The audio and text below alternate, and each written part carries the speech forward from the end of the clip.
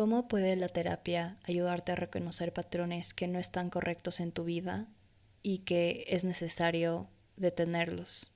En este episodio, Karina nos enseña sobre cómo ella logró reconocer este tipo de patrones que no eran sanos en su vida y cómo puedes tú reconocerlos también. Además, en honor al mes de la mujer, llega este episodio a ti, así que si es que estás pasando por una de estas situaciones, no estás sola.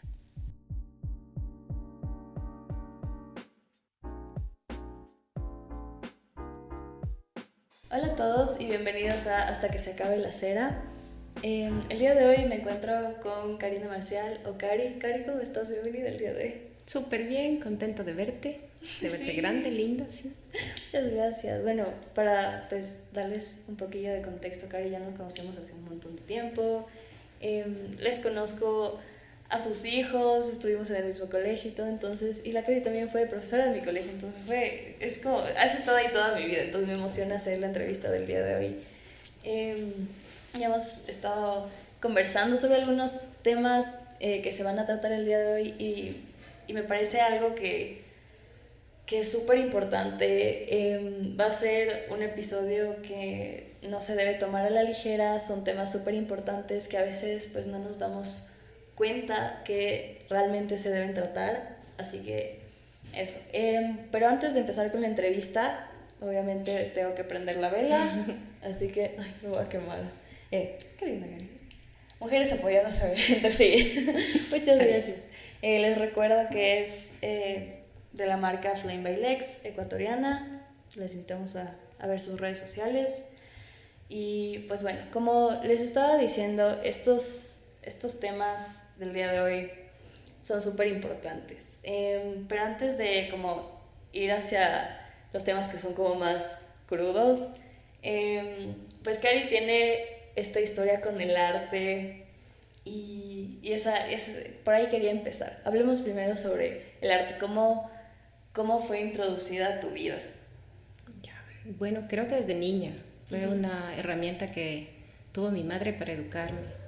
Entonces pintaba desde los 12 años y toda la vida hacía eso. Entonces creo que después fue fácil pensar que yo debía estudiar artes plásticas y creo que nunca se vio otra posibilidad.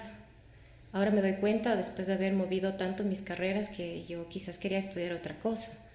Pero eso se me daba bien y eso es lo que me llevó a estudiar artes plásticas, ¿no?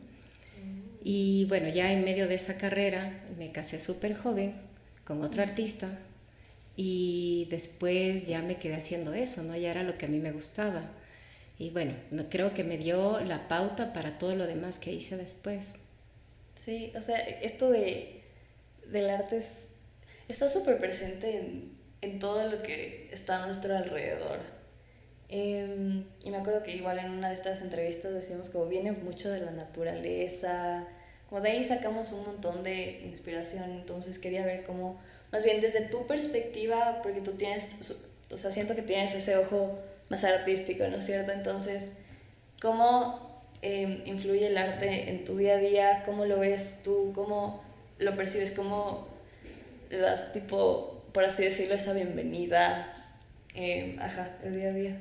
Yo creo que el ser profesora, ¿no? Que fue la siguiente profesión que me tocó, y igual me tocó formarme para docente y verles a todos los niños cómo era su herramienta diaria, la forma de expresión, el producir, el hablar, el actuar, el bailar.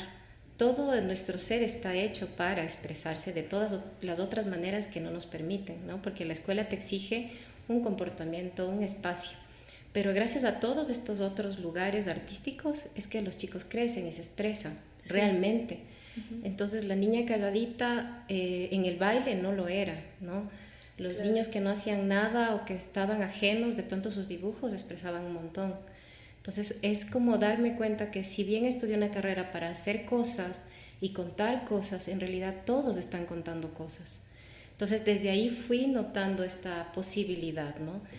Después, bueno, ahora que hago terapia propiamente y que trabajo desde ahí, tienes muchas opciones, desde imaginarte tu vida, ¿no? Desde recrear tus espacios, desde cómo nos vestimos, cómo nos peinamos, Entonces el arte está todo el tiempo presente y expresándonos, ¿no? El cuadro que tienes aquí, la decoración, todo tiene una razón de ser.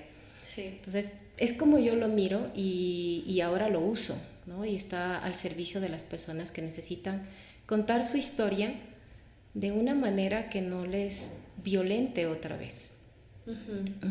Sí, a mí me parece súper interesante, porque yo nunca he sido una persona muy artística. De hecho, a mí se me complicaba un montón justo esa materia de arte en el colegio. O sea, yo nunca fui alguien que pintaba como en su tiempo libre y así. Y sí lo he intentado, porque justo el otro día me preguntaban como, ¿tú has intentado pintar sin que sea una obligación? Porque siempre fue en el colegio, como obviamente te ponían los trabajos y así, las materias que vienen como de ley que tienes que tomar. Entonces siempre fue como que algo que no pude explorar. O sea, yo veía que otros amigos en sus casas aparte pintaban y traían sus dibujos y todo, y era así como, no puedo. Y aún así, si es que intentaba, no me salía y no me gustaba.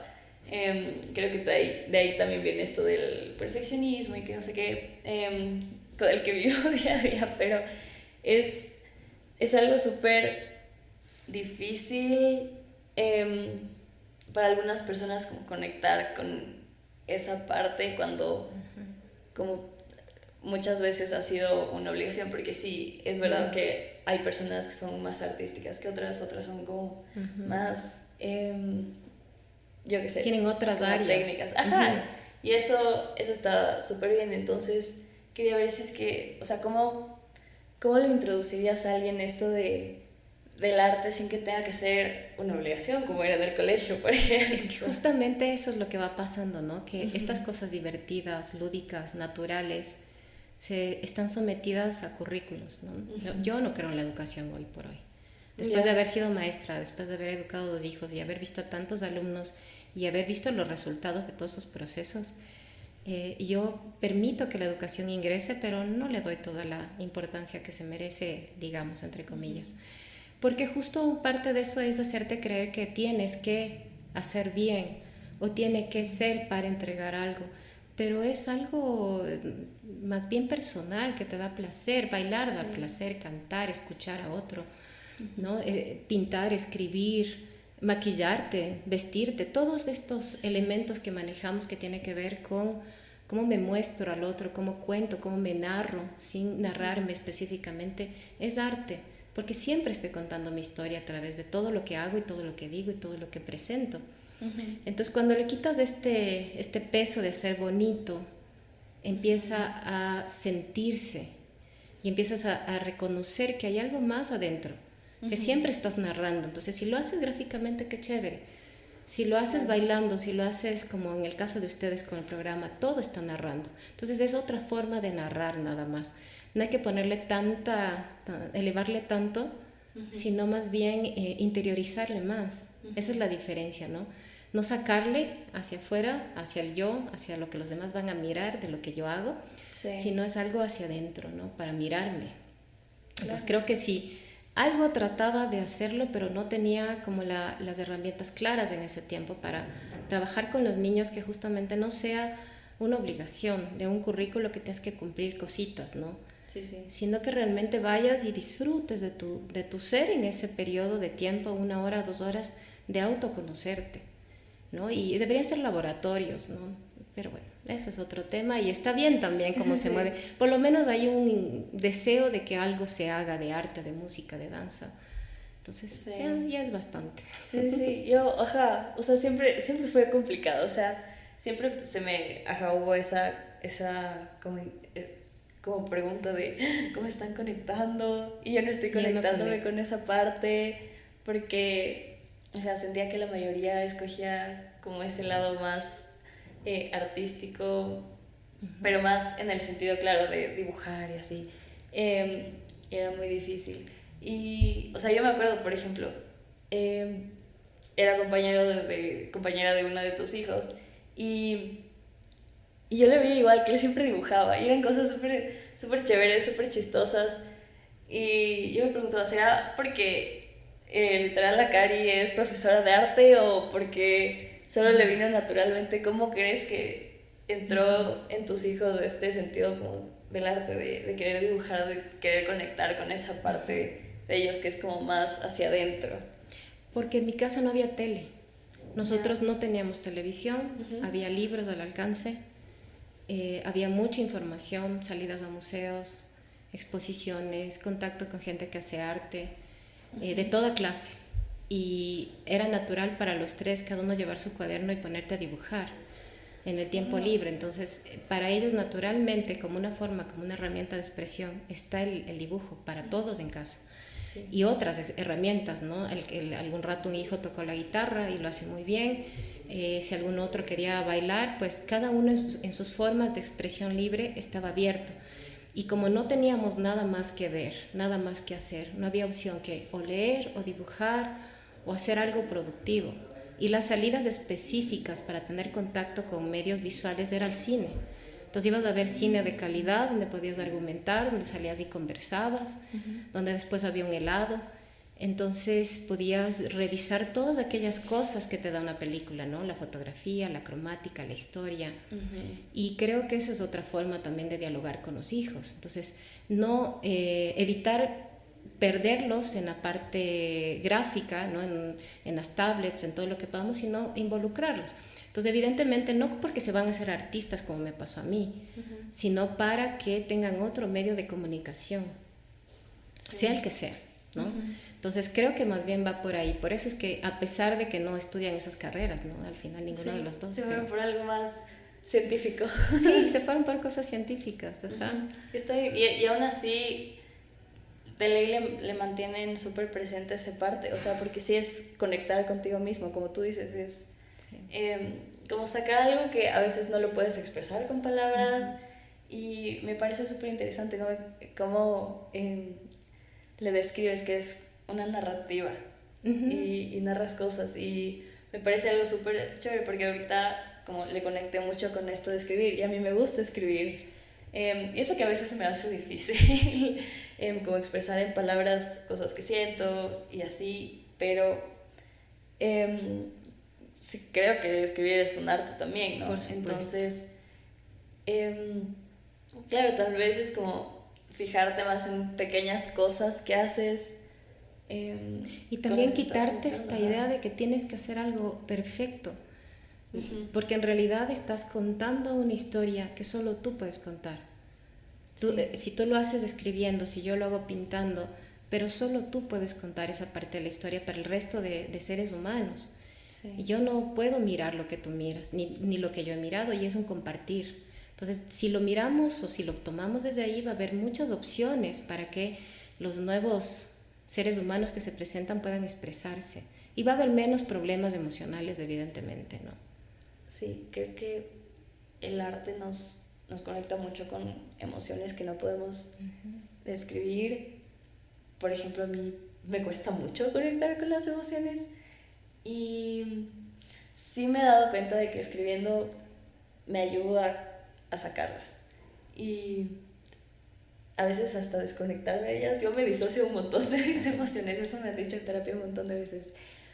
Pero sí, o sea, te ayuda como a ponerlas en otro lugar en donde no te están como haciendo mucha bulla. Claro, es que mira, es algo grande que está pasándome y cuando yo lo pongo en papel, lo describo en imágenes, yo puedo darle un lugar. Entonces estoy muy enojado y mi enojo es como un buitre que me devora. Entonces ahora dibújale el buitre y ¿qué hacemos con el buitre? ¿Qué tamaño tiene? ¿Vamos a poner una cuerdita o le vamos a hacer esto? Entonces el dibujo, la perfección, digamos, pasa a un segundo plano. Y lo principal acá está el poder sacar algo que no podrías hacerlo de otra manera y hacer un cambio definitivo en tu vida. Entonces, igual la narrativa, ¿no? De cualquier forma que sea, la escritura es maravillosa. Y luego cuando nos regalan eso al resto y podemos leerlo, a veces dices, mira, eso me pasa, pero yo no lo podía decir. Sí, eso también, o eso me ayuda a entenderme. Entonces siempre estamos dando un regalo al otro. Creo que ahí es donde más auténticos somos. Y si es que yo quiero, como todo lo que se mueve desde el yo, ¿no? Verme bonita para los otros, verme delgada o tener toda una imagen que es desde el yo, desde lo que los otros me están explicando que yo debería ser. Entonces también escribir o también pintar me están pidiendo, o bailar me están pidiendo que sea como los otros quieren, si es lo más mío, ¿no? Sí. Y justamente esas personas, no sé si has visto en redes sociales, que sacan su yo, Sí. ¿no? Lo ponen fuera y su ser se presenta a los demás desnudos, es cuando dices, wow, eso yo también lo estoy viviendo. Sí, es bien peculiar, o sea, y sí se nota. Sí, se nota y es hermoso. Cuando alguien dice la verdad es como, qué alivio. Ajá. Alguien también lo sintió igual que yo Sí. y me da paz. Exacto. Tengo una curiosidad, y justo hablaba de esto el otro día con una prima que le encanta pintar. Ella siempre tiene como sus lápices de colores en su cartera y así. Y es que, y ella me sugirió esta pregunta que es, si es que pudieras verle al mundo de un solo color por el resto de tu vida, ¿cuál sería? Porque siento que esto de los colores, claro, todos los colores tienen un significado y como hasta sus propias como emociones. Entonces, ¿con cuál crees que le verías? Yo creo que le dejaría en un color como que estuviera ciega, en un neutro total, en una oscuridad, que me facilitaría mover los otros sentidos, ¿no? El olfato, el oído, el tacto, el gusto. Entonces exploraría todos los otros y esta, entre comillas, ceguera, ¿no? Este espacio nublado me permitiría reconocer todo lo otro que también soy, que la vista nos pierde, ¿no? Sí. Entonces creo que sería un color nublado. Sí. Me gusta eso. Es como yo genuinamente esperaba que me digas así un color específico, porque ni yo sé como con qué color le quisiera ver al mundo, pero me gusta eso, o sea, que pueda potenciar estos otros sentidos que tenemos, porque para algo están ahí. Entonces, sí. Bueno, regresando a esto de las emociones y todo, pues tú haces terapia. ¿Cómo llegó la terapia a tu vida? ¿Qué tuvo que ocurrir para que llegue a ti? Porque, por ejemplo, a mí, yo por mi experiencia puedo decir que en el colegio fue tanta carga académica que llegué a un punto de quiebre en el que literal dije, ok, no puedo más, necesito ayuda, no sé qué necesito exactamente, porque es muy difícil identificar eso, como a dónde acudo primero. Entonces, claro, no me imagino hasta qué punto tienes que llegar para decir, como, ok, yo también hasta te puedo ayudar a ti en esto. Entonces, o sea, ya desde mi experiencia te puedo decir que logré ir a un psicólogo, pero yo he ido a un montón y todos me han dicho lo mismo, de que sí, tengo ansiedad, tenía depresión y todo, pero yo creo que es algo tan valiente meterse en este mundo de la terapia, es algo tan necesario y no muchas personas lo ven. Yo sé que muchas personas tampoco suelen tener los medios a veces, pero siempre hay cómo tener cierto tipo de terapia. Entonces, ¿cómo llegaste a esto de hacer terapia? De hacer terapia, ajá. Bueno, primero enviudé muy joven, me quedé con 2 hijos en edades muy complejas. Antes de eso vi morir a mi esposo de un síndrome, una enfermedad congénita que lo deterioró muy rápido. En ese proceso yo tenía un embarazo cuando él falleció, entonces me quedo a vivir un embarazo y luego este hijo que estaba ahí. Nunca conseguí una terapia que se ajuste a nosotros. Fui a psicólogos, a psiquiatras y a toda clase de médicos porque tenía un hijo raro, ¿no? Mi segundo hijo era un hijo raro. Inquietísimo, de esos huevos que nadie quiere, que te piden por favor media hora y te vas. Y yo no entendía qué pasaba, entonces logramos cumplir con las cosas que nos pidió la primera psicóloga que me acompañó 1 año, y después de cumplir con todas las expectativas, pues Andrés no salía adelante, ¿no? Era un niño muy complicado y empiezo a buscar ayuda, ¿no? Entonces lo que hice es que mientras encontrábamos un diagnóstico tuviera él terapia constante. Y mientras tanto el otro tenía que soportar toda esta carga de llevar a su hermano a terapia, yo completamente sola, trabajando. Entonces decía, ¿cómo puede haber una terapia que nos acoja a los tres, ¿no? Si no, el uno le entraba a una puerta, salía y no sabía qué pasaba, el otro iba a otra terapeuta o psicóloga, yo iba a otra, entonces ninguno de los tres cachaba y los tres teníamos otra historia. Sí. ¿No? Y a mí me dijo que yo no haga esto, a mí me dijo que cuando nos dijeron qué, o sea, cuando nos juntaron, nos preguntaron nuestra realidad sociocultural, familiar, económica. Entonces eso ya me fue marcando, ¿no? Y después tener este hijo que todo el mundo, claro, del uno yo recibía felicitaciones y del otro entraba a la misma puerta del rectorado para que me digan, por Dios, cuándo le saca, ¿no? Entonces era muy contrastante para mí, decía, a ver, ¿cómo en un niño soy la madre perfecta y en el otro soy la familia disfuncional terrible que por favor ojalá se retiren de aquí? Y entonces estas cosas me iban dejando dudas y después también mi labor de maestra, porque yo miraba que nosotros hacíamos muy poco por ustedes, que nosotros nos pagaban por pasar un ladrillo o 12 ladrillos y se acababa el día y los 12 ladrillos estaban pasados y te ibas. Pero en medio de los 12 ladrillos o algún ladrillo que te pagaban por pasar, había un montón de niños con un montón de cosas. Y entonces para mí era importante que vinieran a mi clase, que me contaran, que mi espacio se abriera para que vinieran en los recreos. Pero todo eso era mal visto, porque había un área de psicología que tenía que hacerse cargo y yo no era psicóloga. Entonces ahí fue la primera vez que dije, quiero estudiar psicología, porque sí quiero ser psicóloga. ¿Ya? No creo que ningún título sirva, para serte franca. Pero en tal caso, escogí esta maestría que era en funcionamiento cerebral, que me dio la primera pauta. Dije, sí, aquí algo pasa. ¿Cómo puede ser que yo cojo la clase más complicada y aplico todos los instrumentos y esta clase supera, y a la clase más perfecta, digamos, no le pongo ningún estímulo y luego puedo contrastar en el ejercicio que me tocaba hacer en la maestría, puedo tener resultados cuando estimulo a los niños? Entonces me prometí a mí que cuando salga de este trabajo me pondría a estudiar psicología. Entonces en el proceso estudié para terapeuta, porque es una carrera de menos años que me facilita y me da la posibilidad de dar terapia. Y ahora estoy haciendo mi carrera de psicología, entre otras cosas que he estudiado. Entonces realmente me apasiona porque yo necesitaba esta terapia, porque mis hijos la necesitaban y porque todos los niños con los que yo me pude vincular necesitaban que yo tuviera otra formación y no solo pasara los ladrillos que me tocaba el día, sino que realmente supiera que estoy con seres humanos que se merecían respeto. Entonces todo este proceso, ¿no? me llevó también a entender en mi propia vida, mi propia viudez que no se superó. Pasé 20 años doliéndome de esta viudez, ¿no? Entender a mis hijos, poder sacar a Andrés adelante, ese niño que todo el mundo no daba un centavo, ¿no? Y de pronto que está haciendo una carrera en otro idioma, en una actividad muy interesante y que esté triunfando, es un resultado de haberme dedicado a esto. Y la otra cosa es también que las personas que vienen ahora al proceso de terapia, les trato como yo hubiera querido que me trate. Englobo a la familia. Si viene un niño, englobo a la familia, sostengo a la madre, pregunto al padre si se siente cómodo. Dejo que todos se involucren en el proceso y que todos sanen, ¿no? Entonces, todo lo que yo esperaba lo puedo devolver. Y estoy al servicio. Entonces, ese fue como el proceso y yo me siento súper contenta, súper comprometida. Y como te digo, he aprendido que los títulos pasan a segundo plano.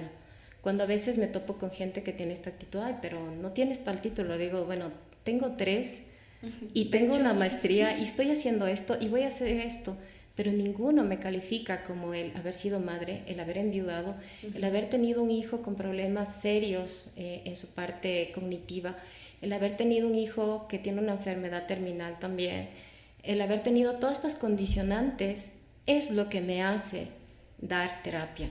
No las profesiones, son herramientas que están en internet, que están colgadas, los libros son maravillosos, todo está escrito. Sí. Y el certificado que te pone ahí es solo para que el resto, aquellos que necesitan, lo miren. Claro. Sí, y como te digo, puedes seguir estudiando lo que se te antoje, ¿no? Pero el fondo es qué calidad humana estoy entregando al resto, ¿no? Cómo estoy vinculándome con cada ser humano que me toca cada día, ¿no? Con ética, con responsabilidad, con principios, con coherencia, sintiendo el olor que el otro puede estar sintiendo que yo no sé, ¿no? Entonces es eso, porque yo quería algo eso para nosotros y también si hubiera sabido todo esto quizás hubiera sido más empática con muchos niños que me tocó en el tiempo que fui maestra.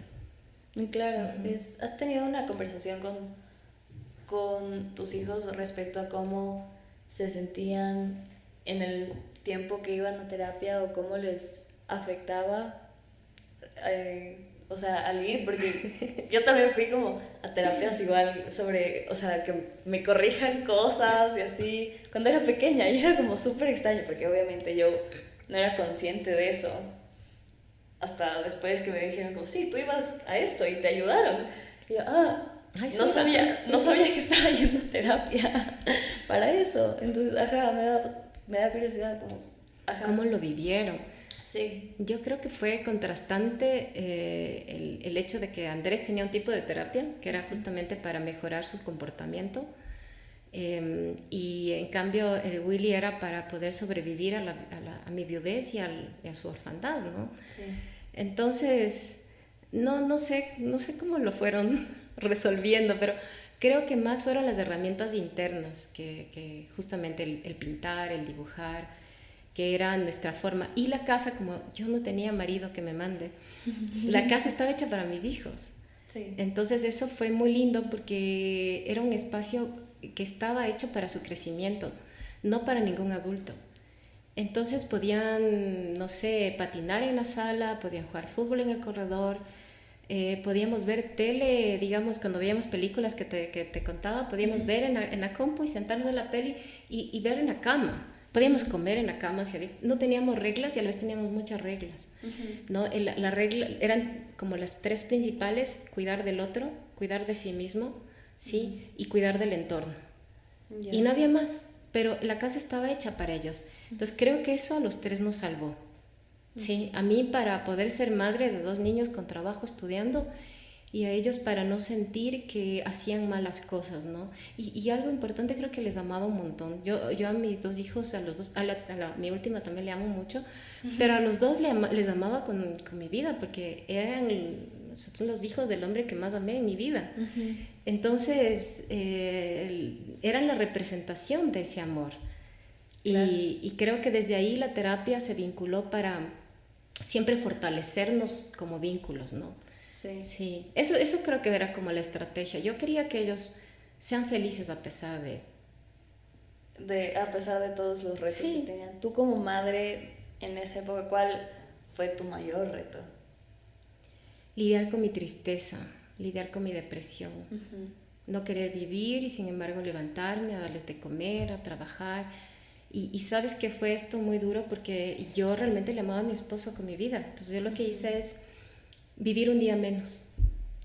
Yo me acuerdo que le dije, como yo no puedo vivir sin ti, ¿no? Entonces yo estaba embarazada, ¿no? Entonces fue como, me dijo, vive un día menos, ponte un tiempo y vive un día menos. Y en ese momento fue la única estrategia que encontré. Entonces yo me comprometí conmigo a morir a los 43. Sí. Dije, ya los 43 ya están en su sitio y yo voy a vivir un día menos a la vez. Entonces yo decía, es un día menos que les veo, es un día menos que juego con ellos, es un día menos que voy a verlos crecer, entonces voy a hacerlo bien. Sí, entonces no tenía planes a futuro, sino... Claro, es como cómo puede ser un humano funcional mientras ellos están aquí. Sí. Y claro. Sí, y eso me libró de la... Porque yo tuve una depresión muy grande que ahora soy más consciente. Pero en ese tiempo, no, pues había que hacerlo bien, ¿no? ¿Quién me iba a dar la mano? ¿Quién me iba a cuidar los hijos? Claro. La viudez tiene una contraparte con el divorcio, ¿no? Que es diferente. Sí, o sea, y es eso, o sea, ¿cómo? O sea, tú ya habiendo vivido eso, ¿cómo crees que puede funcionar la terapia para diferentes personas? Porque tal vez no a muchas personas les funcione. ¿Crees que la terapia puede ser para todos o solo para algunas personas? Porque hay personas que dicen, ok, tal vez no lo necesito, tal vez me leo un libro, sí. Tal vez solo conversando con mis amigos me sirva y ya estoy. Y puede que eso les funcione, pero no sé, ¿qué opinas sobre esto de que si la terapia es para todos o no? O sea, yo también lo hice, ¿no? Yo también disfracé de todo. Tal vez si me compro ropa más linda, tal vez si me hago un nuevo peinado, tal vez si compro esto, compro un carro. Voy sanando, cubriendo, entre comillas, ¿no? Con estos parches, ¿no? pero no voy nunca a la herida profunda. Y eso te lleva a tomar decisiones equivocadas reiteradamente hasta que pisas fondo. Y entonces tienes que ir a terapia. Sí. Entonces no hay opción. La cosa es más bien educarnos para hacerlo de manera paulatina, ¿no? Y entendiendo que hay una variedad enorme de psicólogos, terapeutas, y hay unas ramas tan maravillosas ahora que si de pronto quieres sanar lo sexual, quieres sanar tu infancia, quieres sanar, no sé, no sabes qué carrera elegir. O sea, ahora hay tal variedad que tú puedes escoger, mira, esta persona me va a orientar a mi profesión. Puede ser un coach. Ah, no, pues estoy sanando una herida profunda, me voy donde un psicólogo especialista en esta área. Ah, quiero hacer esto, ¿no? El arte terapia, quiero reconocerme a través de otras herramientas. Que esta es una terapia más larga, por ejemplo, en hora, ¿no? Como 2 horas de sesión. Entonces, me voy a esto, ¿no? Entonces, sí. es muy importante darte cuenta que hay una variedad y que si ya no te está funcionando tu vida, hay que encontrar la salida. Sí, ¿Sí? Para todo hay una solución a la final. Sí, y te puede tomar 2 o 3 sesiones, lo mismo que te gastas en un par de zapatos, en un peinado nuevo, que es lo que vas a hacer para cubrir tu dolor, sí. En el novio nuevo, una novia nueva, lo que haces es ir a terapia, ¿no? Exacto. Invierte en ti también, sí, pero de una manera diferente. Sí, y te va bonito, ¿no? Yo a mis hijos les doy la lista y les digo, al que quieran, escoja. Pero si algún bicho les está apareciendo en su camino y no les deja tener una buena relación con sus compañeros, con su trabajo, con su dinámica de estudios, con su tiempo, su organización de espacio, busquen ayuda, ¿no? Y bueno, alguien que sea autodidacta, hay información de sobra en internet, pero es difícil si no sabes el hilo conductor que te lleva a eso, ¿no? Porque entender, mira, yo tengo un mal manejo con la ira, pero mi ira está disfrazada de tristeza. Sí, ¿ya? Sí, eso me han dicho un montón, que la ira es como toda esta frustración embotellada, es tristeza. Como la mayoría de veces es eso, estás tan triste que no sabes cómo más, cómo dejarlo salir. Y me ha pasado mucho que lo dejo salir como eso, o sea, exploto y le grito a la gente, y lo siento, pero sí, y pasa eso, y lo bueno de la terapia es que te ayuda a entender eso, así que sí les recomiendo ir a terapia. Sí, hay cosas lindas, ¿no? Sí, entonces tú, o sea, dime como terapeuta, ¿con qué casos te has topado que te han tal vez impactado? Dices, ok, esto es necesario saberlo, o fíjense en este tipo de como patrones. Patrones para pues decir, ok, tal vez este espacio no está bien para mí, no es seguro para mí, entonces tal vez sí tengo que buscar ayuda, sea en terapia, sea como en otros lados, como que has visto tú que dices, ok, esto es. Ajá. Sinceramente, las familias.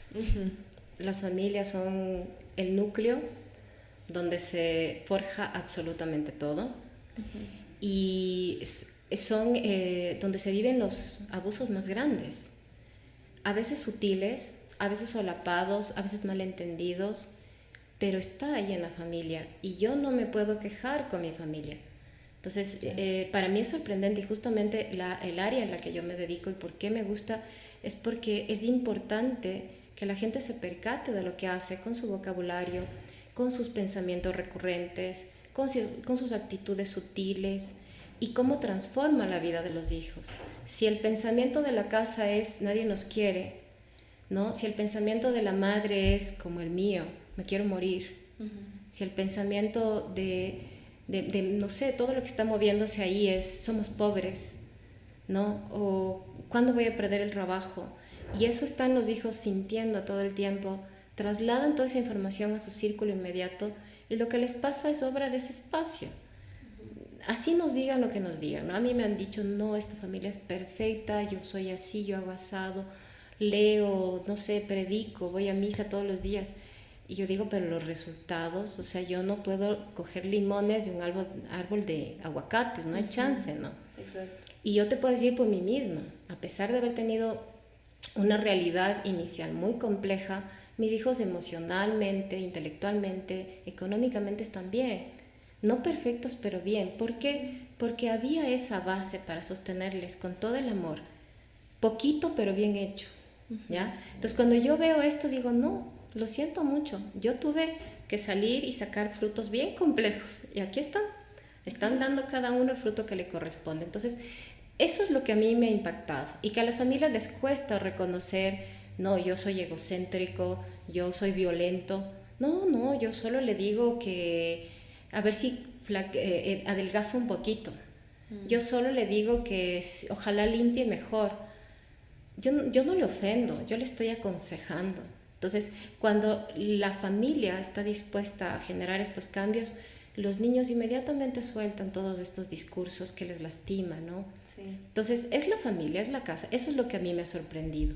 De ahí casos específicos, gente que ha salido adelante de la nada, ¿no? Sí. Recuerdo un señor que le tengo un cariño enorme que había caído en drogas, cayó en la cárcel y perdió todo su dinero y perdió a su esposa, todo, y me llamó y me dijo, no tengo con qué pagarle en plena pandemia, pero necesito ayuda. Entonces le dije, ya, usted necesita ayuda, cuando usted me va a pagar tanto, pero cuando usted tenga dinero, en vez de darme a mí, le va a dar a alguien que igual que usted necesite salir. Pero ahora no me va a pagar, pero usted tiene una deuda conmigo que se la va a dar a otro.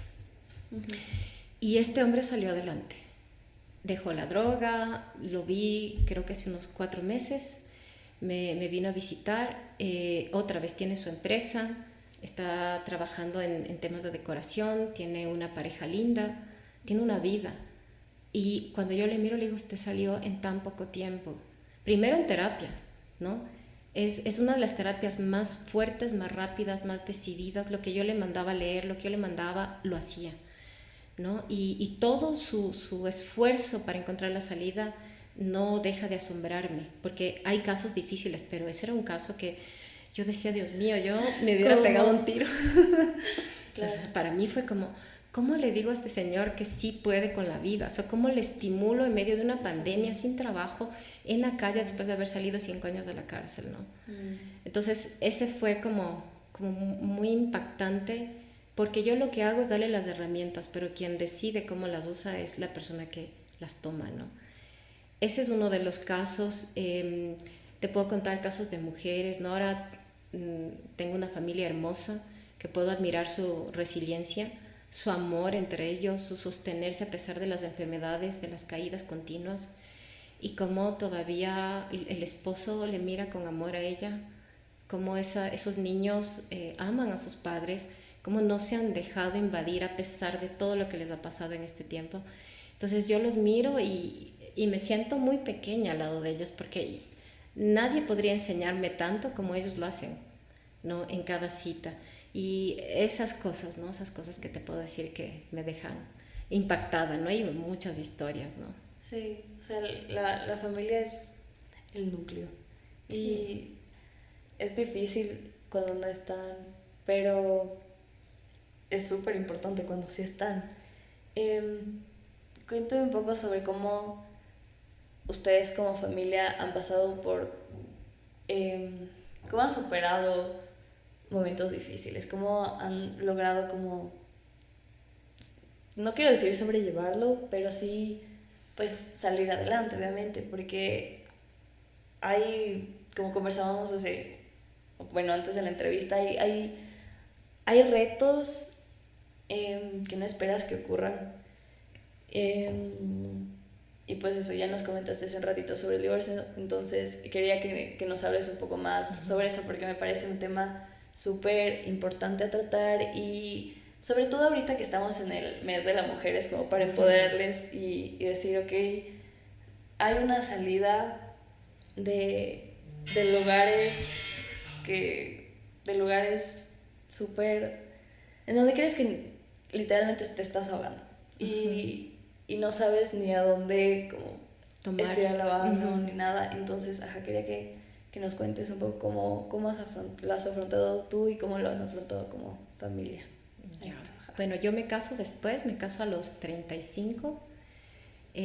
Para mí fue como una oportunidad de tener un hogar, quizás de manera recurrente en mi casa. no era invitada a muchas cosas porque era viuda, ¿no? Porque era la viuda con los guaguas, entonces estás excluido porque esto es para familias, ¿no? Y tú no eres una familia. Y eso fue calando en mi psiquis, ¿no? Como debo tener un matrimonio, debo casarme para ser alguien socialmente representable, tanto para mis padres como para mi círculo inmediato. Y quizás eso se grabó en mí de manera totalmente equivocada. Y cuando yo conocí a esta persona, pues él me pidió matrimonio y yo dije, wow, pues claro, me quiere porque quiere casarse, ¿no? Y quiere tener hijos, y quiere hacer un hogar y se vinculó mucho a mis hijos, a mis padres. Entonces yo dije, claro, es un hombre grande, con mucha experiencia, sabe lo que quiere y podemos tener una familia. Y yo soñaba con esta familia porque cuando la tuve fue bonita, tuve un primer esposo hermoso y fue un matrimonio hasta el último, bien bonito, o sea, no hubo algo que yo pudiera decir esto no me cuadra. Y yo creía que el matrimonio era así. Entonces, cuando me caso, empieza un círculo de violencia que yo no entendía y que yo me culpaba porque decía, claro, es que yo no sé poner las toallas en su sitio, como te decía, ¿no? Entonces, verle a la persona llegar, yo embarazada, trabajando con 2 adolescentes bajo mi cuidado, y me decía, las toallas no están en su sitio, ¿qué pasó? Ven a ver. Y yo, sí, ¿no? Las toallas no están en su sitio, sí, disculpa, ¿no? Cositas como, me encanta ir al súper contigo. Entonces yo, ay, qué lindo, qué tierno, ¿no? Primera vez. Segunda es, no sales al súper sin mí. Tercera es, ¿por qué hay esto que yo no compré y yo no te di la orden de que compraras? ¿Saliste sin mí? Y llegas a la siguiente en la que ya no tienes nada que no te ordenen. Sí. Entonces, ¿por qué? Porque yo me había casado, la viuda no se podía casar, ¿no? Una disculpa, mi señora. Está bien. Y claro, no, imagínate, yo no me podía casar y encima ya había cometido como esta inmoralidad de casarme, no podía regresar a pedir ayuda. Y yo mismo me había creado el concepto de qué vergüenza yo divorciarme y ahora tengo una niña y qué va a decir el resto. Y tal vez sí, yo no sé llevar un hogar, es que a mí no me enseñaron. Entonces empiezas por ahí, ¿no? Y como te contaba, yo estaba acabando mi maestría cuando hacía esto, ¿no? Una maestría en funcionamiento cerebral, con muchas pautas para decir, oye, pilas, despierta, lo que estás pasando no es normal.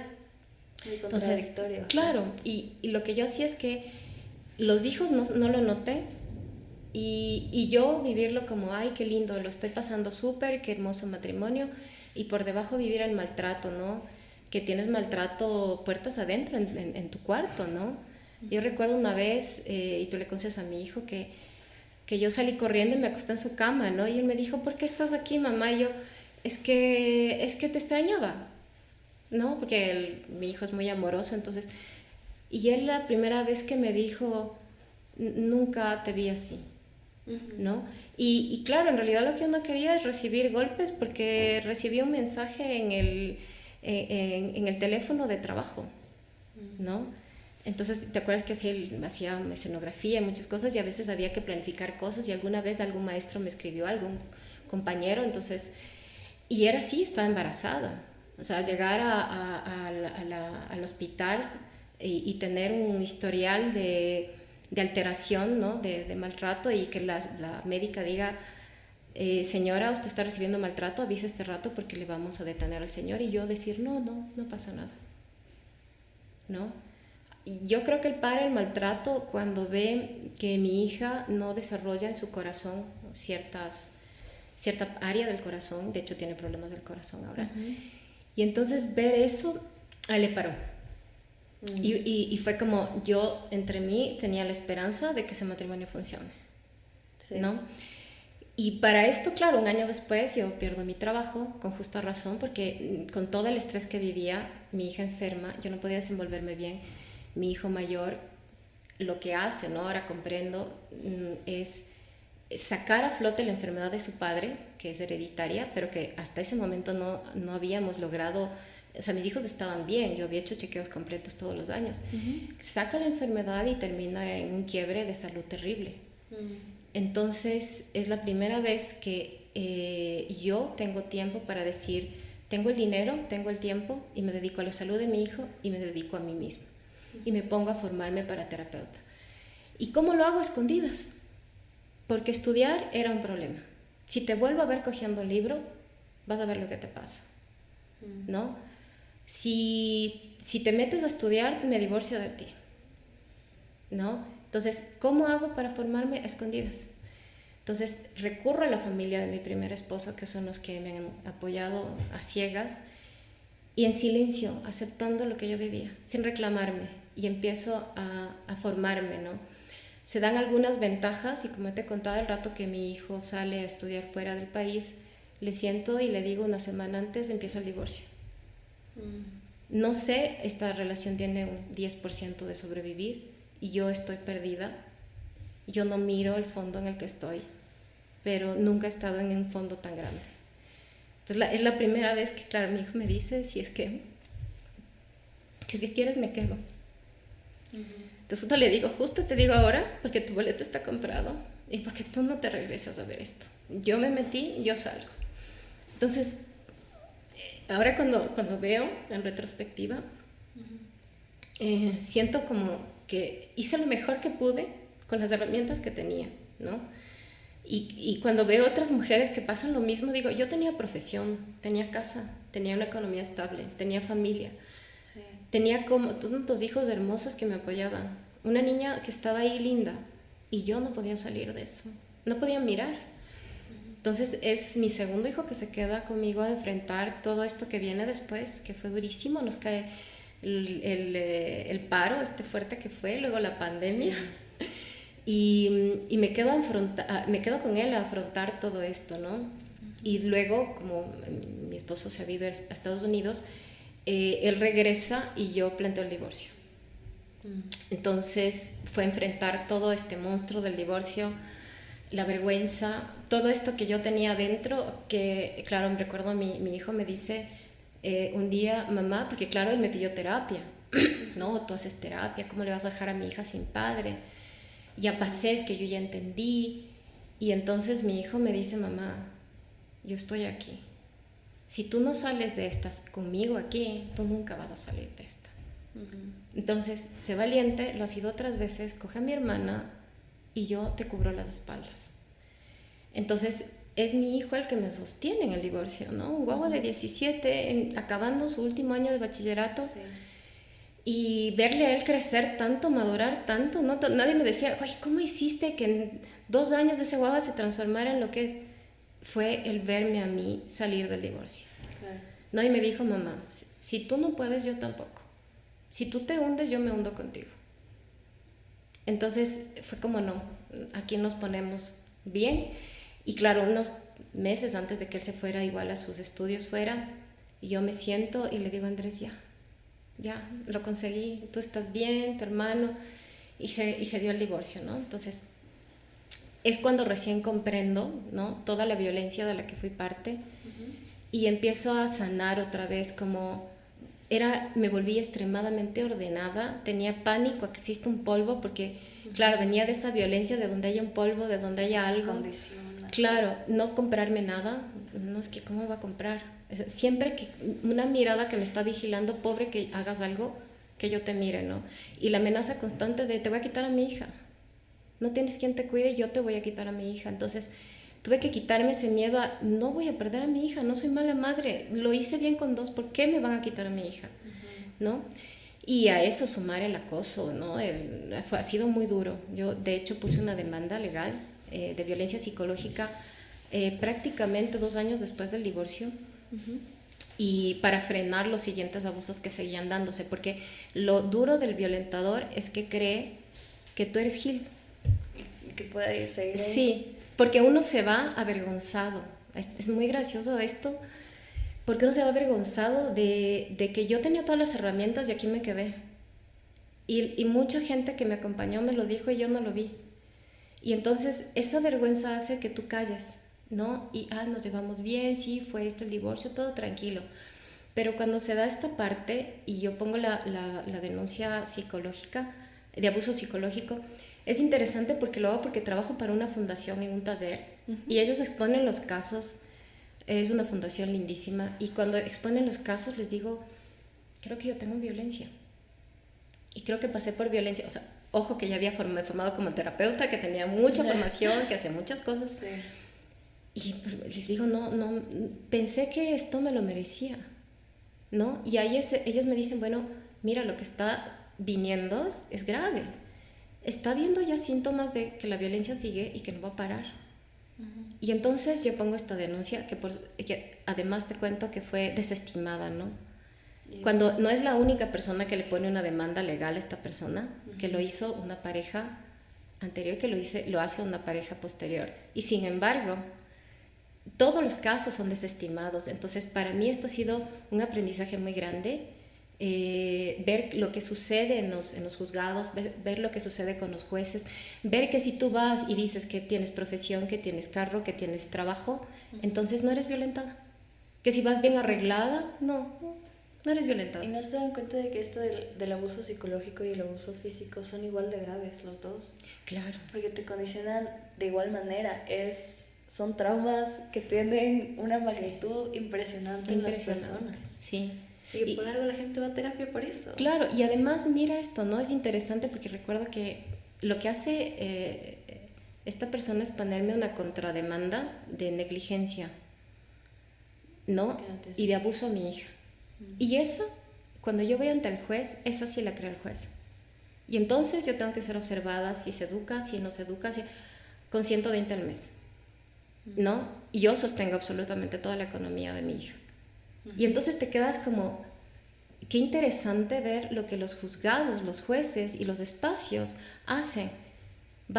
Yo decía, qué interesante y qué suerte que este aprendizaje me corresponde para bajarme los humos, ¿no? Por eso digo que las profesiones no sirven de nada, ¿no? Para poner piso y ver cuánta gente pasa cosas tan densas, tan duras, que merecen respeto, ¿no? Y yo recuerdo la audiencia con la psicóloga que me hacía los test. Llenó 4 test y me dijo, usted tiene pinta de que le va muy bien en la vida, de que se queja. Y yo decía, por Dios, si esto pasa a otra mujer, es que usted quiere sacar dinero. Entonces, esas son cosas interesantes que ves fuera de la terapia cuando solo te corresponde. Entonces, ahora cuando yo tengo una mujer con esos casos, primero le atiendo con todo el respeto del mundo, ¿no? Sí, o sea, lo más importante es como entrar, o más bien que sientan que no estás ahí para juzgarles, porque no, o sea, ¿para qué? O sea, no es la culpa de ellas cuando tienen un abusador detrás. O sea, somos responsables. Sí, pero claro, es súper diferente cuando, o sea, la culpa de la responsabilidad, porque a la final, como si tú eres responsable de tomar acción, pero no es tu culpa que te esté pasando eso. O sea, creo que, yo sí digo que a mí, cuando a veces me preguntan, les digo, verán, a mí me vendieron helado de chocolate. Que haya sido otra cosa disfrazada de chocolate no es mi asunto. Pero yo vi una persona noble, yo vi una familia buena, yo vi una suegra maravillosa, yo vi unos hijos muy educados. Yo me comí el cuento de algo maravilloso y hermoso y de verdad tal vez la ingenuidad, la falta de experiencia, y eso me llevó a creer que podía ser un hogar bonito, porque nadie se casa ni tiene un hijo para que esto suceda. Claro. ¿Sí? Entonces cuando miras esto, yo me comí el cuento y de verdad lo creí por 6 meses, lo vi así, lo vendieron bien. Entonces cuando yo cojo el paquete y abro, realmente el paquete era otro. Y así, ay, es que era que explores, es que esto, es que este otro. No es así, porque yo puedo dorarte la píldora de muchas maneras, ¿no? Las personas que hacen esto tienen muchas herramientas. De hecho, yo le decía a mi hijo, ¿no? Digo, ay, estoy muy contento porque tiene que ir a tener ayuda psicológica esta persona para que pare esta situación. Me dijo, mamá, por favor, aprende a diferenciar.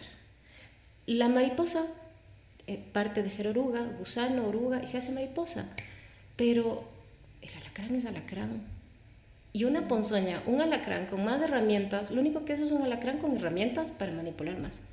Y a veces yo me temo eso, porque no hay un espacio en el Ecuador, entiendo que hay en España, que hay en algunos otros países, donde los violentadores entran a un régimen de 1 o 2 años de terapia intensiva, ¿Por qué? Porque manipular, violentar, mentir, te da estrategias, te da energía para deteriorar al otro, es una herramienta. Sí. Entonces, ¿cómo yo suelto herramientas que me dan poder, que me dan estatus, que me dan economía? No voy a soltar si me resultan súper, Sí. ¿no? Entonces, soltar eso es, wow, ¿y ahora quién soy si suelto todo esto?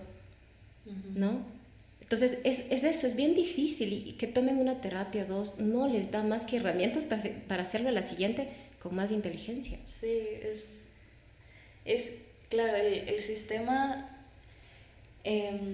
judicial nos está fallando mucho a las mujeres y es muy estresante y por eso hay marchas y no nos están escuchando y no quieren escuchar y es frustrante. Y creo que también por eso es como súper importante darse cuenta de cómo son realmente las cosas y es importante compartir este tipo de historias porque sí pueden, o sea, hay muchas personas que dicen sí, hay dos lados y que no sé qué, sobre todo los jueces que te dicen, como tú decías, que ok, tienes como sostenerte, a lo mejor no te está yendo tan mal, que no sé qué.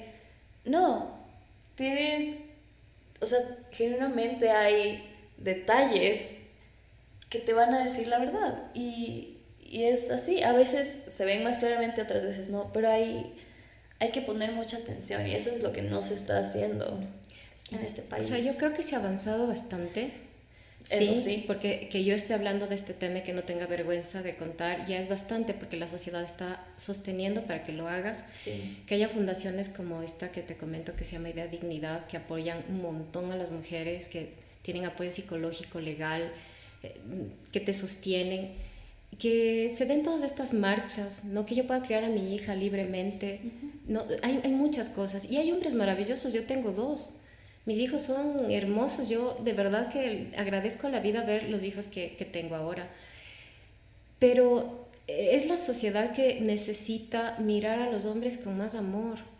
No son estas marchas, yo no es que esté a favor ni en contra, pero si podemos mirar a estos hombres con amor, que realmente haya un sistema que les involucre con terapias certeras, sí. Porque a largo plazo estas situaciones van a decaer en su propia existencia. O sea, imagínate vivir sabiendo que todas tus ex te odian, o sabiendo que tus hijos no te quieren ver, claro. ¿sí? O que mi negrita crezca y reconozca todo el proceso que su madre ha vivido de violencia y diga, ¿sabes qué, papá?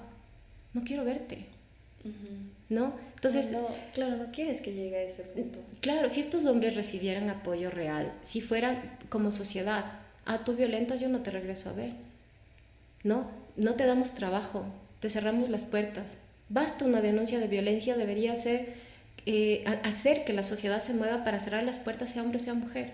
Es decir, o te compones o te excluimos hasta que lo hagas. Y también ir a terapia cuesta tanto, ¿no? Es tan costosa que si también hay más sistemas de apoyo a los hombres para que vayan y puedan soltar, porque obviamente, ¿de dónde vienen? Familias donde la madre maneja estos diálogos. Sí. Sin ser mala gente, por ejemplo, en esta familia que yo te hablo, vienen de una madre viuda. ¿Quién generó este diálogo de abuso y esta permisión a los hijos para abusar de mujeres? Sí. Hay otra mujer que crió a sus hijos. Cuando yo recuerdo un diálogo en una conversación sutil, ¿no? Ahí entre las familias que están comiendo el pastelito de cumpleaños, dijo, es que estas mujeres abren las piernas a cualquiera. Y mis hijos y yo así, ellos criados de otra manera, así como, ¿dónde nos metimos, no? Sí, lo más indignante es que viene de las mujeres mismas. Las mujeres, por supuesto. No, tú también estás creando esta sociedad, o sea, tú también le estás alimentando sí. esta Estos sociedad hombres machista. Fueron educados por otras mujeres y, para ser sincera, la educación se quedó mucho en manos de las madres. O sea, sí, mis hijos se crearon en mis manos. Claro. Entonces, son resultado de otras mujeres. Y esto hay que revisarlo muy grande, porque claro, les ponemos a los hombres como los malos. Yo no lo veo así. De hecho, para mí es importante que él pueda tener una paternidad responsable como la pueda hacer. Si él puede dar el 1% de lo que una paternidad necesita, pues ese 1% le digo a la negra, tómalo con amor, porque como fue criado, como está establecido su sistema, no puede verte. Entonces es todo lo que te puede dar y tómalo con cariño y con el corazón sano esperando que un día algo más florezca en él. Claro que sí. ¿Sí? Y estamos hablando de alguien que hasta hace poco tengo boleta de auxilio, ¿no? Pero, y que la violencia que ejerció sobre mí fue brutal en todas las áreas. Entonces, ¿qué pasa? Es una víctima de la sociedad también. Sí. Sí, de las mismas mujeres que criamos. Ojalá eso también. Sí. Hombres, y es, o sea, viene de un montón de traumas generacionales. Claro. Que a veces cargan sin necesariamente tener que cargarlos. Y lo que queremos es que se den cuenta, o sea, no les está haciendo bien ni a ustedes mismos. Pero es difícil darnos cuenta. Es difícil. Es bien difícil. Haz cuenta que, o sea, yo para hablar contigo necesito poner toda mi atención aquí. Y sé que mi hija está bien, y sé que todo está bien, que todo el carro está bien, que te hago figura a ti y hago fondo al resto. Pero si yo estoy envuelta en un montón de conflictos y cosas, no te voy a mirar. Claro, es mucha bulla. Sí. Que te está molestando. Esto de tener una hija, ¿cómo ha sido para ti? Porque ya fue después de algunos años de tener hijos y solo varones. Entonces, sí. ¿Cómo ha sido esa experiencia para ti? ¿Cómo esperas? Bueno, no, esto de las expectativas, no, pero más bien, ¿cómo esperas que siga siendo tu crianza? ¿Cómo con ella y cómo se desenvuelva en el mundo en el que se viene hacia nosotros? Yo creo que primero las maternidades son bien complicadas. Y nos comemos del cuento de que tener hijos es hermoso. Es difícil. Y es horrible. Es horrible. Porque de pronto tienes a cargo una vida cuando no te has hecho cargo ni de la tuya, ¿no? Entonces yo creo que cada maternidad fue distinta. La del Willy siempre fue un niño amoroso. La del Andrés, yo decía, por Dios, ¿cómo devuelvo este paquete? O sea, ¿cuándo me hice cargo de esto? La otra es que tu vida queda en manos de ellos. El 80% de mi vida gira en torno a mis maternidades, ¿no? Y eso es duro. Si yo vuelvo a mirar y vuelvo a cumplir 18 y me casé a los casi 19, yo no me caso. Toda mi vida se quedó criando estos hijos. Y claro que yo soy feliz de verlos crecer, estar en Europa viajando, estudiando, y yo me siento súper orgullosa. Pero mi vida la he hecho así, con rasguños, entre las 9 de la noche y las 12, o entre las 4 de la mañana y las 6 de la mañana. Sí. Entonces eso es muy fuerte. Y con la Isa, claro, fue como, se puede decir malas palabras, pero fue como, mierda, otra vez sola, qué huevada, o sea, porque ya me crié dos y estoy cansada. Y ahora viene otra y este no funciona. Y me va a tocar porque claro, yo ya me di cuenta, dije, tengo que salir de aquí, 2-3 años tengo que salir de aquí y me tengo que banquear esta maternidad también sola. Entonces sí fue duro, sí fue frustrante. Aparte de tener una niña, cuando me dijeron que iba a ser niña, para mí fue como, no, una niña, las niñas sufren. La tienen más difícil. O sea, yo he pasado por tantas cosas que no te acabaría de contar, incluso mucho abuso. Y entonces ver a mi hija fue ver la posibilidad de ser violada, fue ver una niña y fue ver toda su debilidad. Cuando yo criaba varones me sentía yo una guerrera y vamos con todo, ¿no? Y verle a ella y ahora me tocó este ser humano tan frágil. Y entonces sí fue muy duro para mí reconocer todo eso.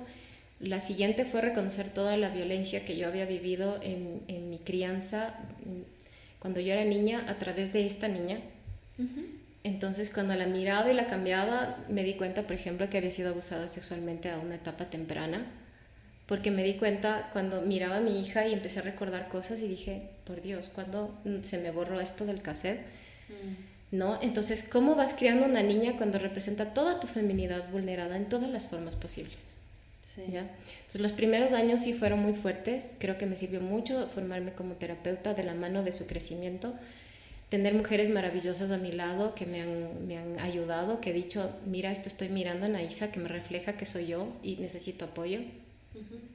Y creo que eso ha sido como esta maternidad. Entonces, ahora ya está grande, ya va a los 7, tiene una sabiduría impresionante. No tengo las expectativas que tenía con sus hermanos. Tengo mucha alegría de verla crecer, mucha gratitud por todo lo que me da, por toda la salud emocional que ella me ofrece, por todo lo maravillosa que es, lo dulce que es.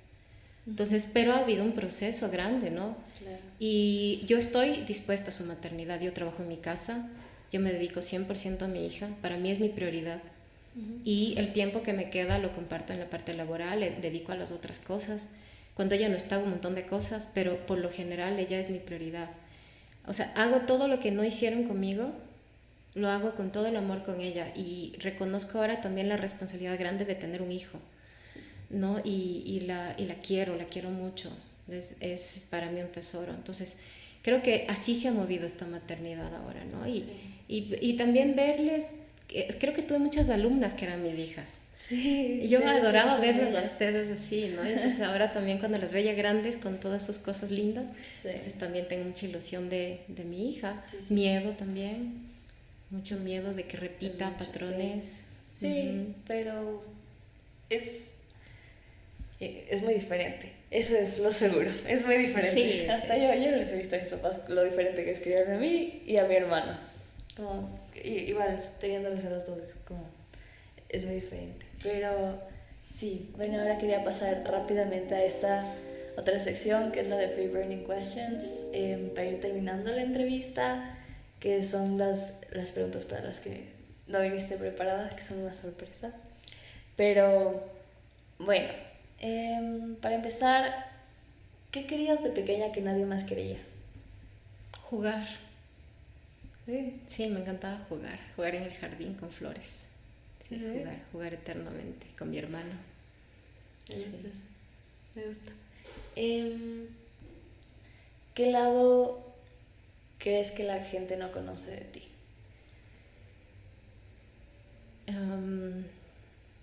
Creo que estoy hoy también conociendo mi ira, la ira. Creo que siempre la guardé, como cubrí muchas cosas para evitar como sacarla y quedar mal, ¿no? Pero la estoy conociendo bien, como desde un lado agradable, estoy entendiéndola, estoy valorándola, sí, hasta que se vuelva sabia y más bien me aporte a mi vida. Y para terminar, si pudieras ser tú un color, ¿cuál serías? Este mismo que te decía, ¿no? Como sí, como esa ausencia de color, ¿no? Como esa transparencia en la que preferiblemente no tienes ningún juicio, sí, ninguna mirada. Que me encantaría no poder tener tantos prejuicios que están ahí instalados. Sí, sería un color que no mire, para poder sentir más bien. Sí, eso me gustaría. Ok, bueno, muchas gracias, Cari, por estar el día de hoy aquí. Espero que a muchas personas les ayude esto, porque no estamos contando pues estas experiencias para como dar pena ni nada, sino es como para decir, ok, sí se puede salir y sí se puede ir y buscar ayuda, y puedes formar ese como espacio o ese círculo seguro, que en tu caso fueron tus hijos. Entonces, muchas gracias por haber compartido eso. Creo que eres una mujer muy fuerte y podemos aprender mucho de ti, así que muchas gracias por estar aquí el día de hoy. Les invito a contactar a la Cari si es que necesitan algún tipo de ayuda terapéutica en sus redes sociales, que son Facebook e Instagram, como Karina Marcial. Y a nosotros igual les invito a que nos sigan en Instagram como correlavoz_kg, en Spotify, Apple Podcast, Google Podcast y YouTube como Hasta que se acabe la cera. Y pues bueno, ya nos veremos en el siguiente episodio.